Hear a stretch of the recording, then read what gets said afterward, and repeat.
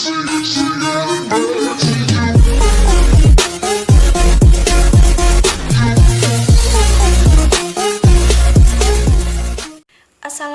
warahmatullahi wabarakatuh. Bertemu lagi dengan saya Indah Medita Rulia dengan nomor NIM 2010411217. Nah, pada video kali ini saya akan membahas kembali poin-poin mengenai bahaya syirik kepada manusia yang sebelumnya telah disampaikan oleh Bapak Idris Mahmudi selaku dosen pengampu mata kuliah Al-Islam dan Kemuhammadian 1 Universitas Muhammadiyah Jember. Untuk yang pertama, apa itu syirik dan bahayanya? Secara etimologis, syirik berasal dari kata syaraka. Kemudian bentuk ketiganya syirkun. Sedangkan secara terminologis, syirik mentuhankan lebih dari satu. Kemudian apa saja bentuk-bentuk dari syirik? Untuk yang pertama, yaitu menyembah selain Allah. Namun, dia mengklaim bahwa dirinya beragama Islam atau merupakan seorang muslim. Contohnya saja waktu melaksanakan sholat. Mereka tidak menghadap ke arah kiblat, melainkan menghadap ke batu, pohon, atau segala macam yang dianggap sebagai keramat.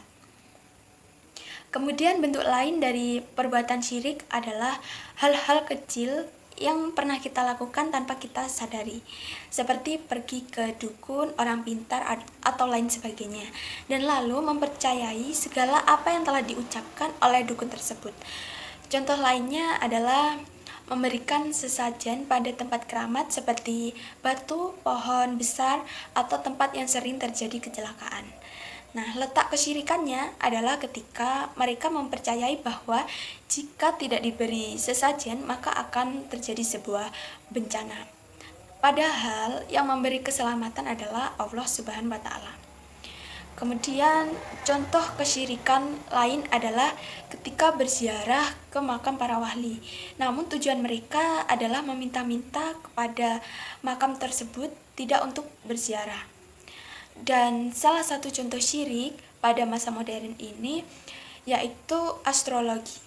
Astrologi yaitu ramalan-ramalan yang dilihat dari rasi bintang yang biasa kita sebut dengan zodiak. Kemudian kita akan membahas hal yang dapat menyebabkan kesyirikan seseorang. Untuk yang pertama, kurangnya ilmu agama. Mereka memiliki ilmu agama namun kurangnya pemahaman lebih mengenai ilmu agama tersebut. Kurang mendalami ilmu agama tersebut. Jika ilmu agama sudah diperdalam, maka akan dapat menjadi sebuah benteng diri kita pada keimanan yang akan melindungi diri kita dari ancaman setan. Kemudian yang kedua, karena keterbatasan ekonomi. Contohnya ada seorang yang keterbatasan ekonomi atau kurang mampu, mereka yang mengalami kejenuhan untuk menjalani hidup miskin terus-menerus dan akhirnya mereka mencari jalur pintas untuk memperoleh kekayaan. Jalan pintas inilah yang disukai oleh iblis. Karena sudah merasa kepepet, akhirnya mengikuti jalan iblislah mereka. Sehingga orang yang keterbatasan ekonomi biasanya mudah terpengaruh oleh jalan atau rayuan setan. Kemudian faktor dari kesyirikan lainnya ketika orang mengalami sakit yang tidak lekas sembuh. Nah, nantinya ini mereka akan menimbulkan kesyirikan seseorang dengan cara pergi ke dukun atau orang pintar dengan bertujuan berobat. Maksud dari orang pintar, orang yang mengerti hal-hal yang gaib seperti dukun. Nah, Rasulullah SAW menyikapi perbuatan syirik dengan cara persuasif. Bagaimana itu? Nah, Rasulullah mengajak untuk berdiskusi dan berdakwah umatnya agar terhindar dari kesyirikan. Kemudian apa solusi syirik yang merajalela pada masa ini? Nah, sebelumnya kita harus memahami latar belakang penyebab kesyirikan tersebut.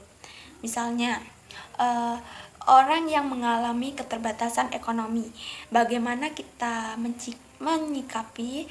Apakah kita langsung menceramahi orang tersebut bahwa syirik adalah perbuatan yang diharamkan? Nah, dengan cara itu tidak akan mendapatkan hasil yang maksimal, melainkan malah membuat orang tersebut menjadi heran Lalu bagaimana? Nah, kita lakukan sebuah pendekatan kepada orang tersebut. Misalnya, kita membantu dengan cara memberi sedikit sebagian dari rezeki kita untuk orang tersebut. Dengan cara itu, kita telah membantu sedikit untuknya. Dan secara tidak langsung kita telah mencegah seseorang tersebut melakukan hal kesyirikan seperti mencari jalan pintas lainnya seperti mencuri dan lain-lain sebagainya.